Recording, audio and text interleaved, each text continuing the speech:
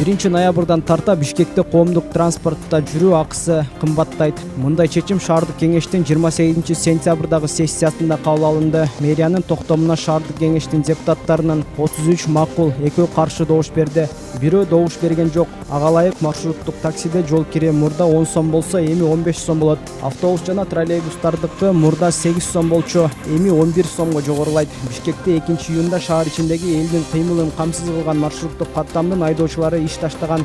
Жыл башында коомдук транспорттук айдоочулары нааразычылык акциясына да чыккан. Алар алгач маршруттук таксиге жол кирени 15 сомго, кийин 20 сомго чейин жогорулатууну талап кылышкан. Бишкек шаарынын жүргүнчүлөрүнө 42 жеке маршруттук компания кызмат көрсөтөт. 3000ден ашуун маршруттук такси элди тейлейт.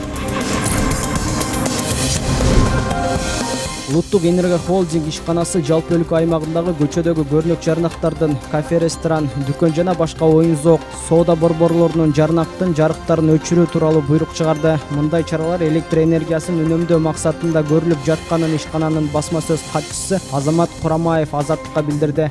Анын айтымында буйрукка мекеменин башчысынын орун басары Замирбек Кожомамбетов 27-сентябрда кол койгон. Кышкы жылуулук сезонуна карата электр энергиясын үнөмдөө максатында ашыкча энергия талап кылган жарнактык жарыктарды өчүрүү тууралуу буйрук бөлүштүрүүчү компанияларга жиберилди. Маалыматка ылайык, аймактарда бөлүштүрүүчү компанияларга таңга жуук жана кечкисин кыдырып электр энергиясын үнөмдөөнү көзөмөлдөө боюнча тапшырма берилди. Электр энергиясын үнөмдөө максатында ашыкча жарыктандырууга жол бербөө тууралуу буйрук Түндүк электро, Чыгыш электро, Ош электро жана Жалал Абад электро ишканаларына да жиберилди.